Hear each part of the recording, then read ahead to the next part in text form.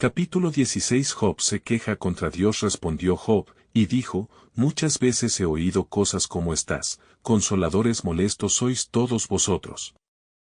¿Tendrán fin las palabras vacías? ¿O qué te anima a responder?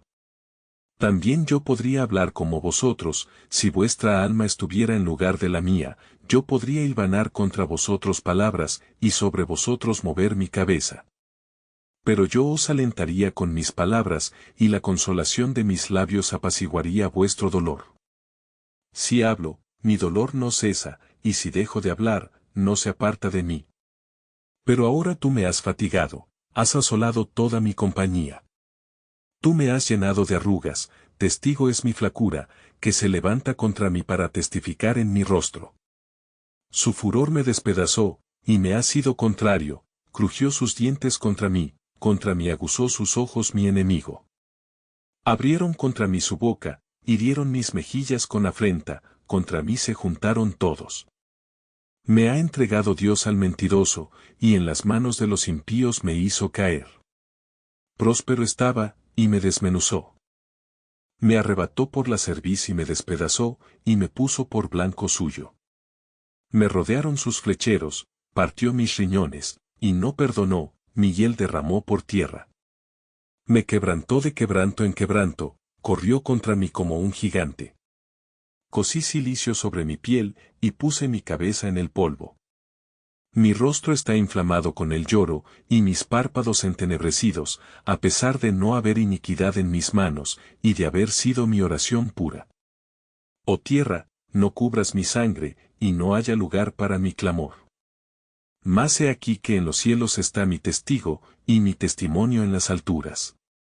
Disputadores son mis amigos, mas ante Dios derramaré mis lágrimas. Ojalá pudiese disputar el hombre con Dios, como con su prójimo. Mas los años contados vendrán, y yo iré por el camino de donde no volveré. Capítulo 17. Mi aliento se agota, se acortan mis días, y me está preparado el sepulcro. No hay conmigo sino escarnecedores, en cuya amargura se detienen mis ojos. Dame fianza, oh Dios, sea mi protección cerca de ti. ¿Por qué quién querría responder por mí? Porque a estos has escondido de su corazón la inteligencia, por tanto, no los exaltarás. Al que denuncia a sus amigos como presa, los ojos de sus hijos desfallecerán. Él me ha puesto por refrán de pueblos, y delante de ellos he sido como tamboril.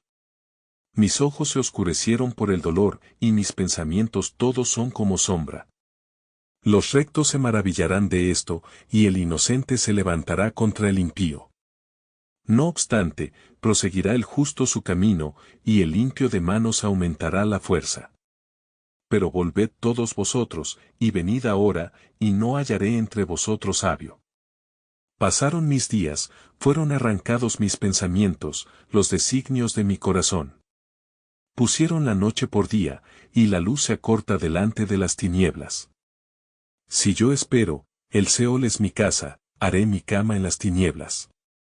A la corrupción he dicho, mi padre eres tú, a los gusanos, mi madre y mi hermana.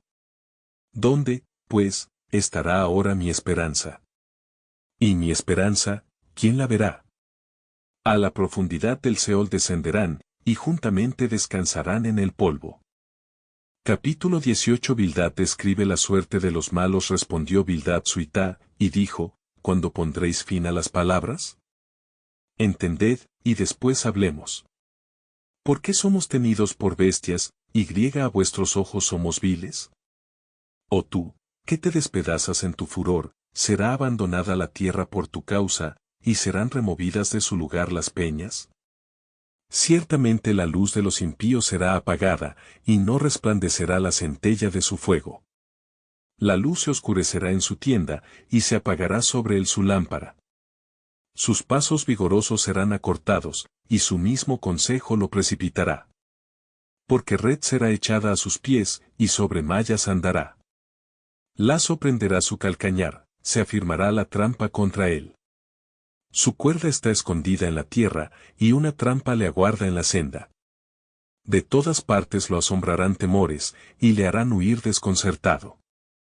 Serán gastadas de hambre sus fuerzas, y a su lado estará preparado quebrantamiento. La enfermedad roerá su piel, y a sus miembros devorará el primogénito de la muerte.